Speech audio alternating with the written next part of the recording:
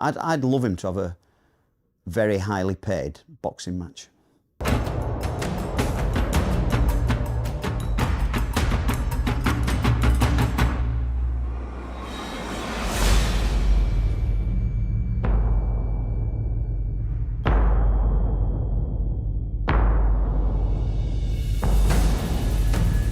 UFC heavyweight champion Jon Aspinall and his father Andy have just dropped a career-changing message that has the entire MMA community talking. And it's not about his upcoming title defense. The newly crowned undisputed heavyweight king, who claimed his throne after Jon Jones's shocking retirement in June, has his sights set beyond the octagon, and it involves boxing gloves, massive paydays, and a direct challenge to the UFC's pay structure. This is a story about money, power, and a father's bold vision for his son's future. Let's break it all down.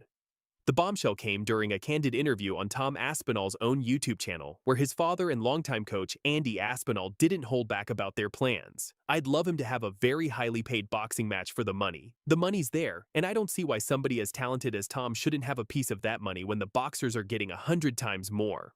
Andy Aspinall. The money. I'd love him to have a very highly paid boxing match. For the money. You know, the money's there, and I don't see why somebody as talented as Tom shouldn't have a piece of that money when the boxers are getting 100 times more than 100 times more.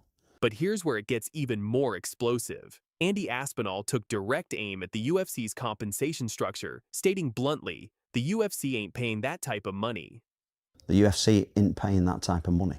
This isn't just wishful thinking from a proud father. This is a calculated business statement from the man who's coached Tom since he was a child and helped guide him to the pinnacle of mixed martial arts. The timing couldn't be more significant. Jon Aspinall is set to make his first undisputed title defense against Ciryl Gane at UFC 321 in Abu Dhabi on October 25th. But even with championship gold around his waist, his camp is already looking beyond the octagon for what they see as the real money. All right, now, UFC 321, October 25th, Etihad Arena in Abu Dhabi.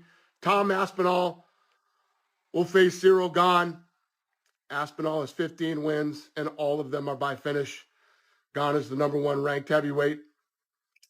You can go to, tickets go on sale this Friday. Let's talk numbers, because that's what this is really about. Andy Aspinall didn't mince words when describing the financial disparity between boxing and MMA. According to Andy, boxers are earning more than 100 times more than UFC fighters. To put this in perspective, while top UFC champions might earn millions per fight, boxing's biggest stars regularly command $20 to $50 million purses, sometimes even more. Francis Ngannou proved this point when he left the UFC heavyweight championship behind to pursue boxing riches, reportedly earning around $10 million for his debut against Tyson Fury, potentially more than he made in his entire UFC career. So what was the holdup with the UFC? Like, what led you to not sign? There was a lot of frustration over the years. I think since my fight against Stipe, my first fight against Stipe, my relation with the UFC never been the same. Really? I felt like I wasn't in the right place. Then I get the Derek Lewis fight, who was like the worst fight, and that didn't hurt me at all. You win the Ciryl Gane fight. Then what happened? I have no guarantee that signing this contract, I will not get into what I have been to in the past 3 years. So how about we change something that will make me feel secure? And what did you want to change? A lot of things. But here's the kicker. Andy Aspinall revealed something shocking about his son's current earnings compared to other athletes. An American footballer. He's earning a tiny fraction of what they're earning, and he's one of the best in the world at doing what he does and not getting paid enough. An American footballer who we've talked to when we're in America, he's earning a tiny fraction of what they're earning. And he's one of the best in the world at doing what he does and not getting paid enough.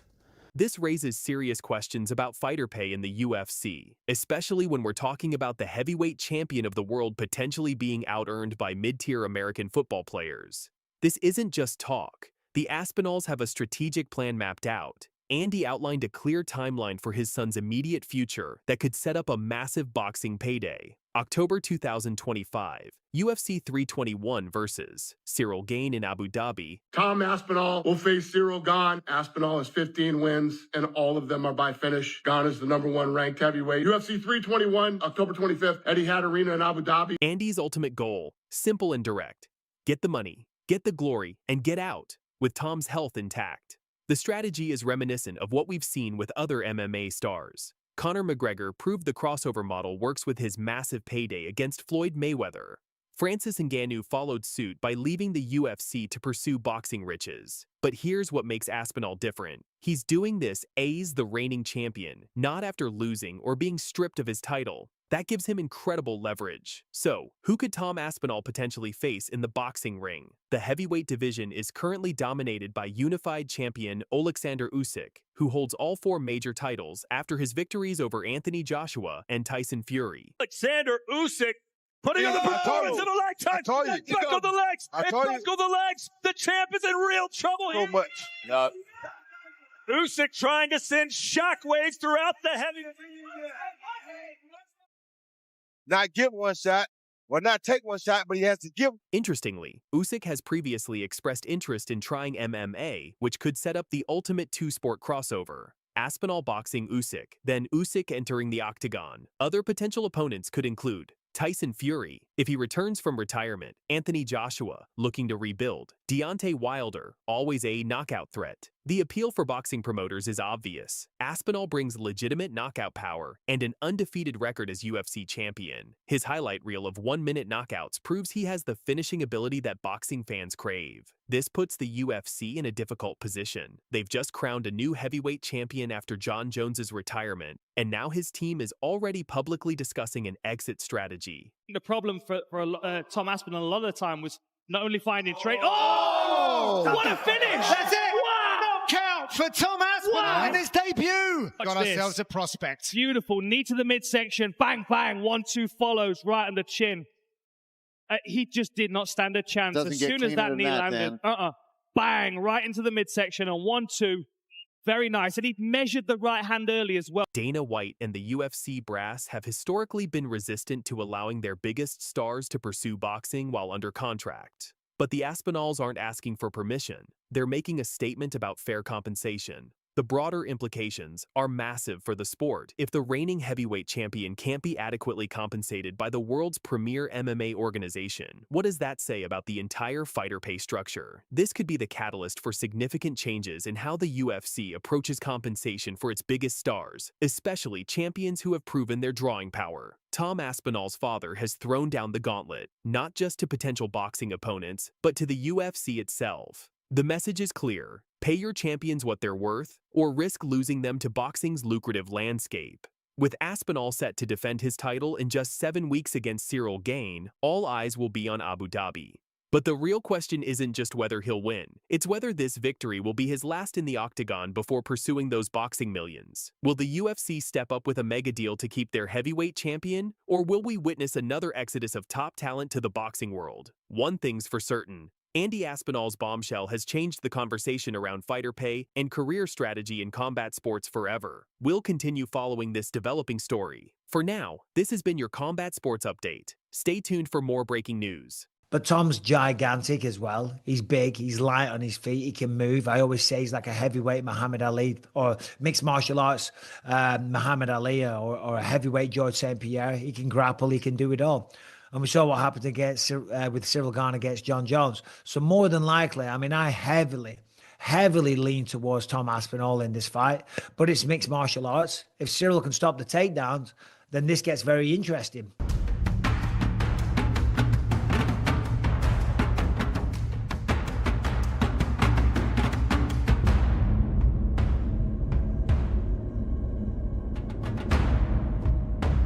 UFC legend Michael Bisping just dropped a bombshell comparison that has the entire MMA world talking. The former middleweight champion just called Tom Aspinall the Muhammad Ali of MMA. And if that wasn't enough of a warning shot to Ciryl Gane, wait until you see what Aspinall just did to a heavy bag in training that has everyone terrified. But he's the same height as me, if not an inch taller, but thick. Yeah. And I was like, fuck, you're a lot thicker than I would expect. Yeah. And the speed, that's the thing that I'm like, okay, that's the danger. But again, grappling, he's a black belt, but Jon is fucking... That's different. Yeah. But I don't know, man. They got to fight. But if they don't ever fight, we'll never know. Jon Jones versus Tom Aspinall. No, Jon Jones is the GOAT in my book. You know, he's one of the best. And I recently saw Aspinall fight for the first time recently. And he's a great fighter and he's a great champion. But I think it's it'll be tough for me to ever say that anybody would beat Jon Jones until it happens. It's a very intriguing fight. If I had to put money on it, it'd be super hard for me to bet against a guy like Jones, just because I know the mindset that he comes in with. Not saying Aspinall couldn't get it done because of all those physical gifts that he had, but dog, betting against a guy like that, Yeah. if he gets you on the ground, that's just a bad night. Why Michael Bisping's stunning praise for Tom Aspinall might be the most accurate comparison in combat sports history, and why Ciryl Gane should be very, very worried about UFC 321. Let's get straight to the explosive quote that has everyone talking. Michael Bisping, a man who grinded his way to the top of the middleweight division and knows what separates legends from pretenders, just made this incredible statement about Tom Aspinall. Here's exactly what Bisping told Bloody Elbow, and I quote, "Tom's gigantic as well. He's big and light on his feet. He can move. I always say he's like an MMA Muhammad Ali or a heavyweight Georges St. Pierre. He can grapple. He can do it all. I heavily, heavily lean towards Tom Aspinall in this fight." But Tom's gigantic as well. He's big, he's light on his feet, he can move. I always say he's like a heavyweight Muhammad Ali or mixed martial arts Muhammad Ali or a heavyweight George St. Pierre. He can grapple, he can do it all.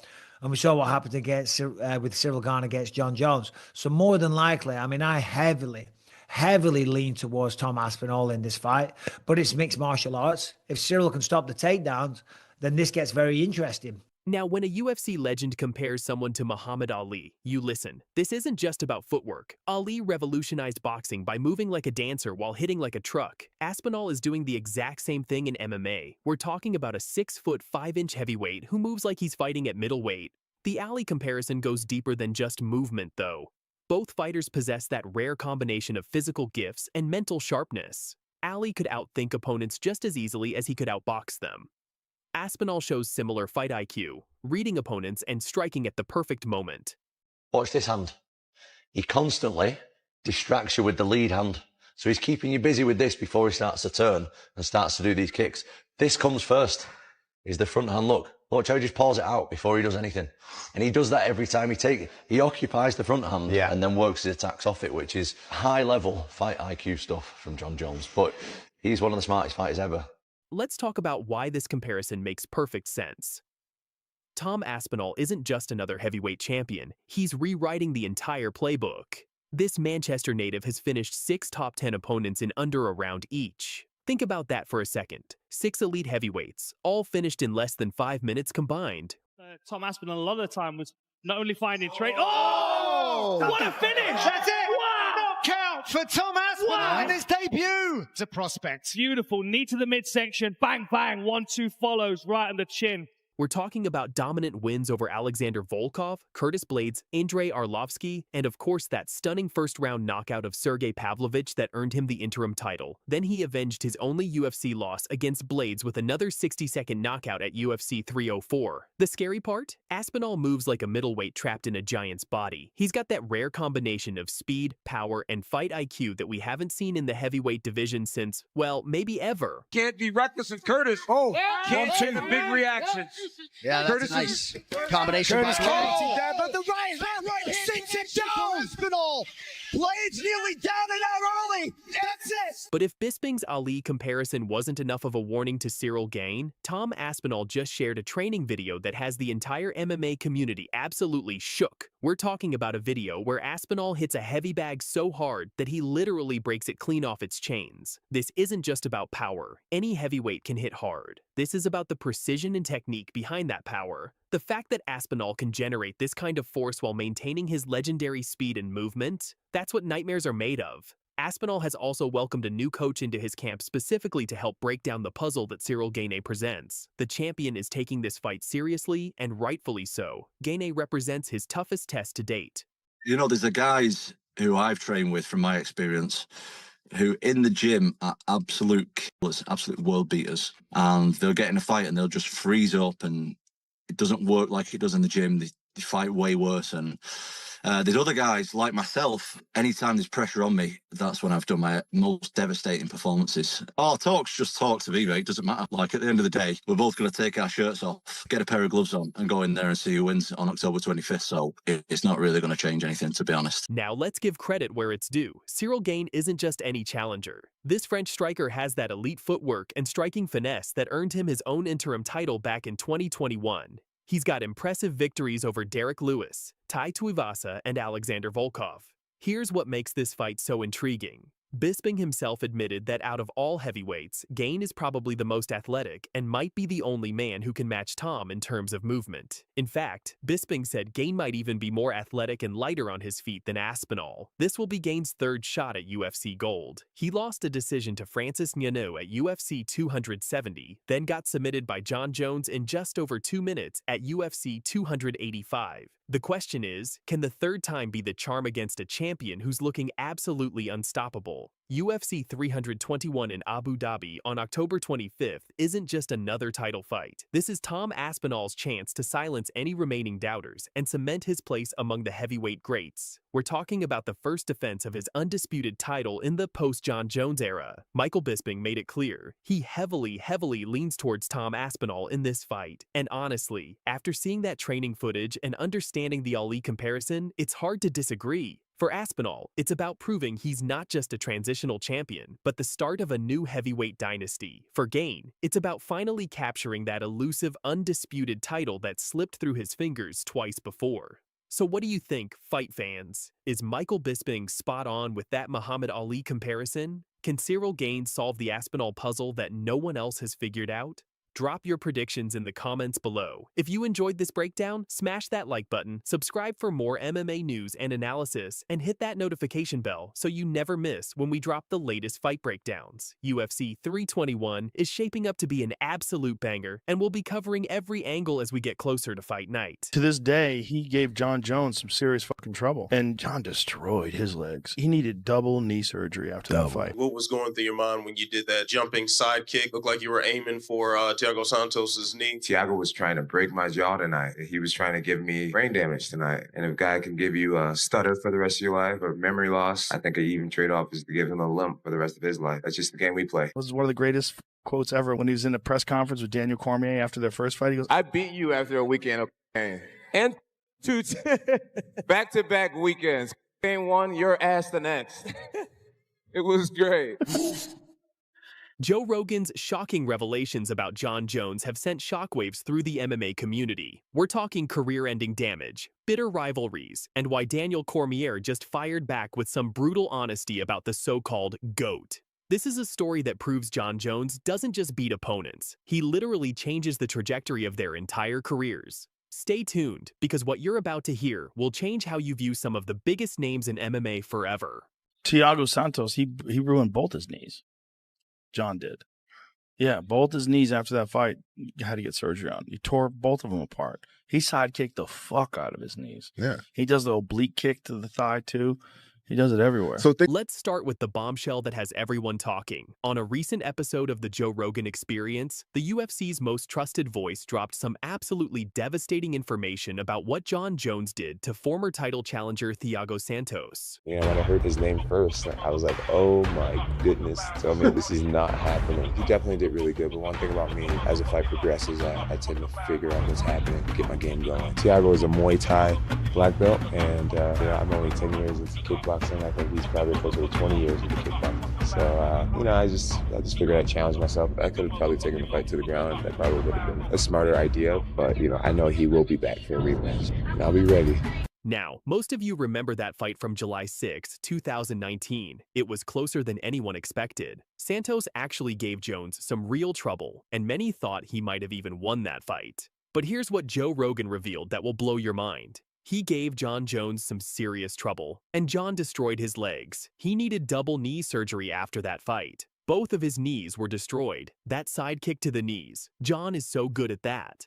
To this day, he gave Jon Jones some serious trouble, and Jon destroyed his legs. He needed double knee surgery after that fight. Jon just destroyed his knees. That side kick to the knees. One of his knees, they messed up. He tried to kick Jon, and Jon slid back and made him miss and hyperextended his leg. Both knees in one fight. And really was never the same again. Think about that for a second. Double knee surgery. Both knees are destroyed. This wasn't just a loss. This was career-altering damage that Santos is still dealing with today. And the proof is in the numbers, folks. Since that Jon Jones fight in 2019, Thiago Santos, who was once considered one of the most dangerous knockout artists in the division, has won just one fight. That's over 5 years of struggling to get back to where he was before stepping into the octagon with bones. I've never met a person that actually remembers more than Rogan. We go to dinner after the fights. Yeah. And he'll be talking about events at UFC 15, and I'm like, UFC 15? Was that in 2004? This is the Jon Jones effect. He doesn't just beat you, he fundamentally changes who you are as a fighter. I want to take this time to thank Daniel Cormier for being my biggest rival and motivator. Daniel Cormier, guys, he has absolutely no reason to hang his head. He has been a model champion, a model husband, a model father, a teammate, leader, and I aspire to be a lot more like that man because he's an amazing human being. Unfortunately, we were opponents, but outside of that, he is a true champion for the rest of his life. But that's not even the biggest story here. Daniel Cormier, Jon Jones' greatest rival, just went on Shannon Sharp's club Shay Shay and dropped his own bombshell that has the MMA world completely divided. Despite losing to Jones twice, despite their bitter personal history, Cormier made a statement that nobody saw coming. When asked about Jon Jones being the greatest of all time, here's what DC said. "I don't believe he should be considered the greatest of all time. Steroids in fighting is much different than anything else in the world. You just can't have that tied to your name, especially in fighting, and people call you the greatest of all time." The steroid is tied to his name. Yep. He can't be in the GOAT conversation. I don't believe that. I don't believe that he should be considered the greatest of all time. I've said that. You can't, Shannon, steroids. Yes.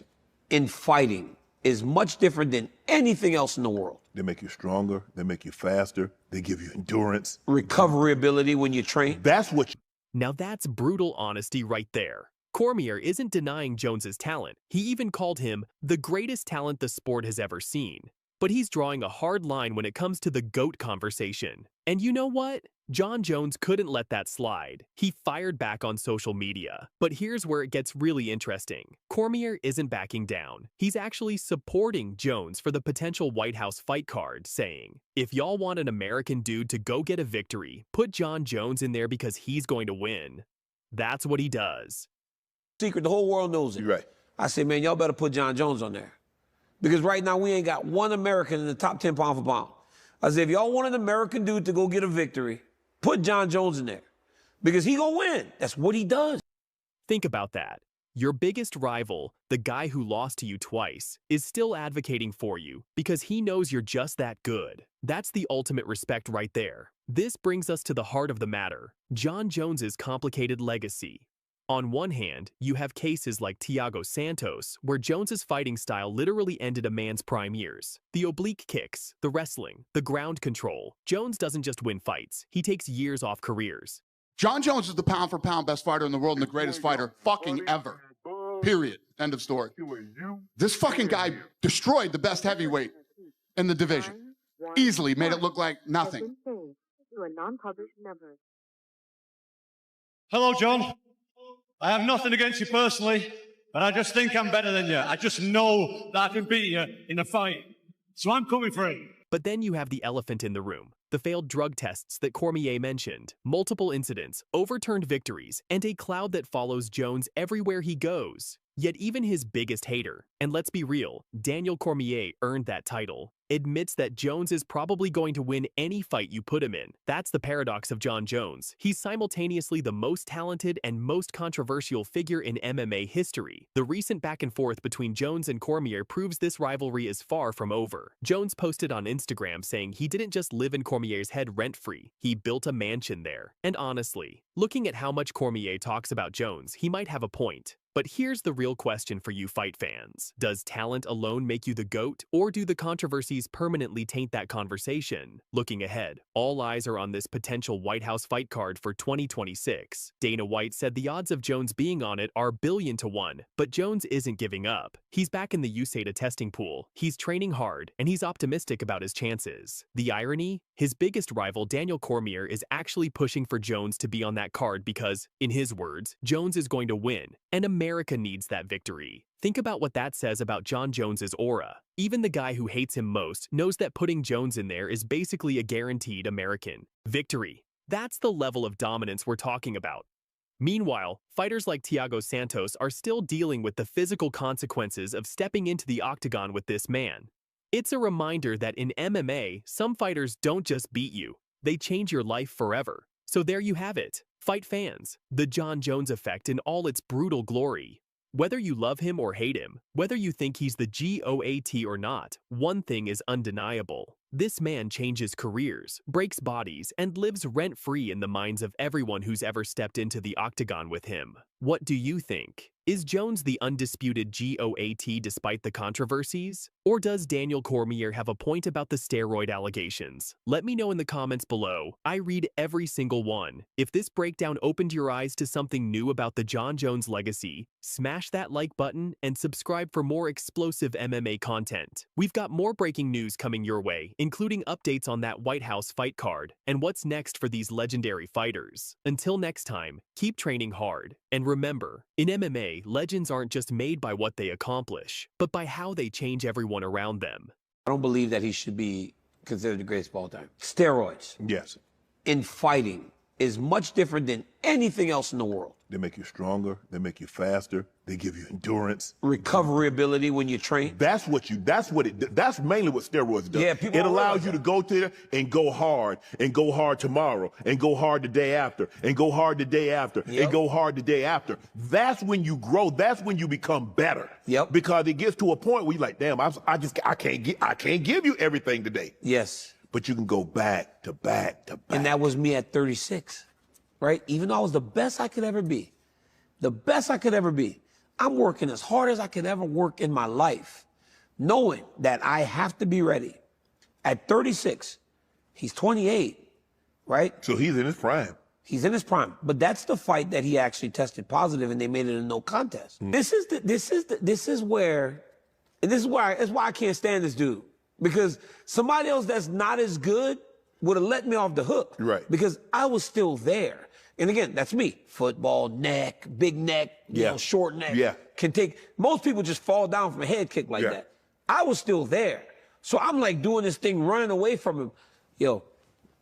Daniel Cormier's insulting reason for excluding Jon Jones from his MMA Mount Rushmore has sparked another explosive war of words between these former rivals. Give me your Mount Rushmore fighters. Demetrius Johnson. Okay. George St. Pierre. Okay. Khabib.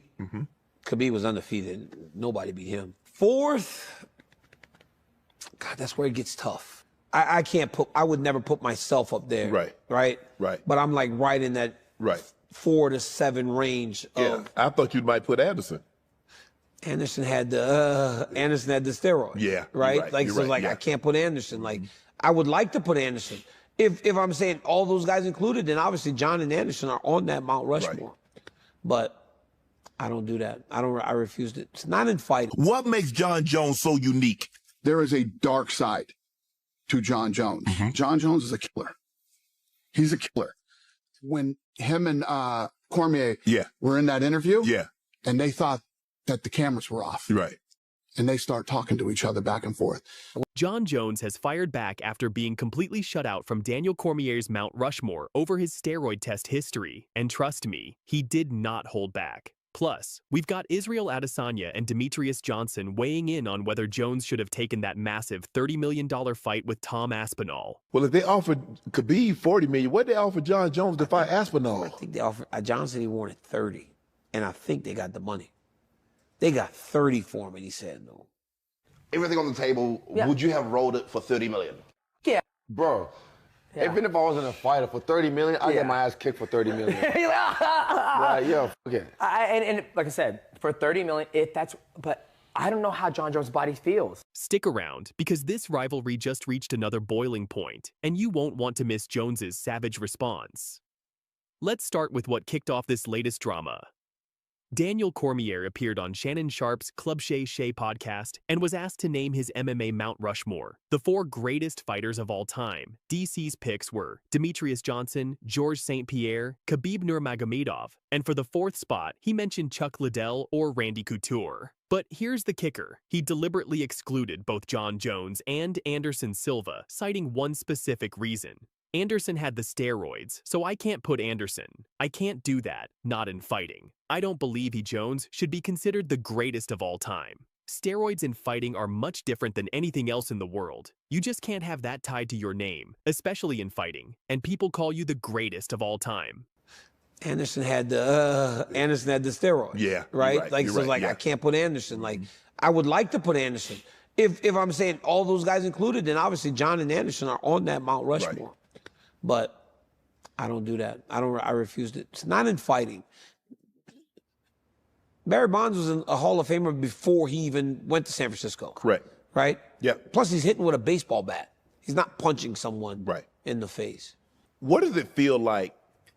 Now, DC wasn't completely dismissive. He called Jones the greatest talent the sport has ever seen and acknowledged his length, skills, and fight IQ. But when it came to GOAT status, that's where DC drew the line in the sand because of Jones's multiple failed drug tests. I don't know who beats Jon Jones. I really don't. You know, and obviously you guys know my feelings towards him, but he's good, man. I think it's going to take a heavyweight.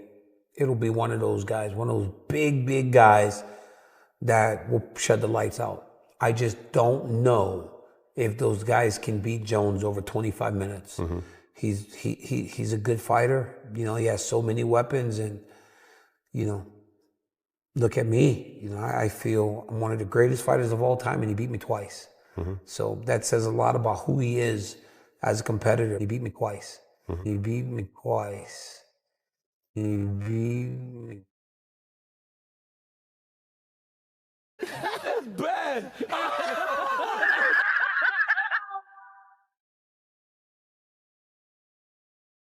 If you win both fights, there is no rivalry.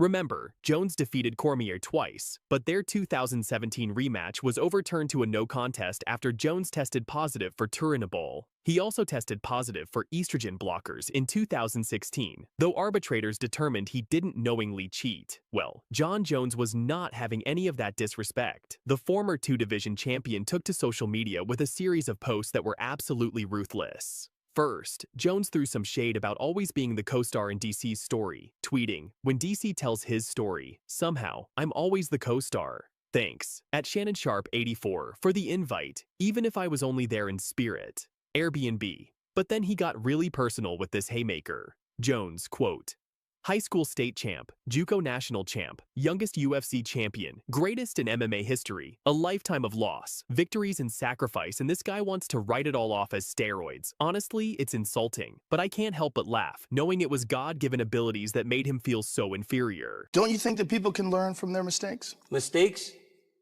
Mistakes. You don't constantly make mistakes.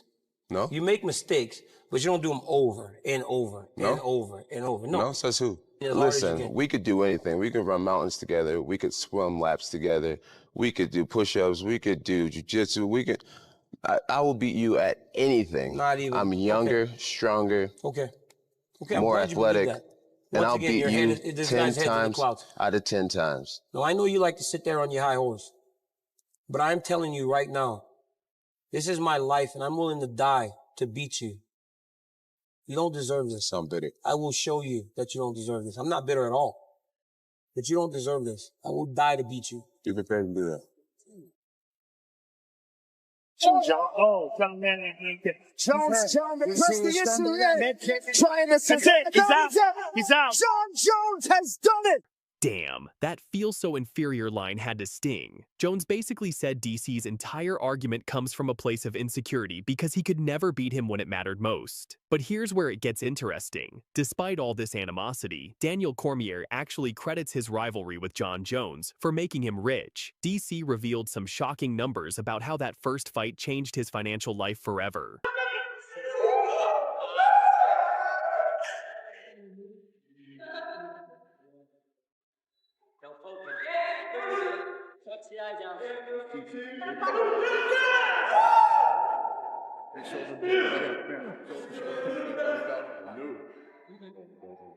And still.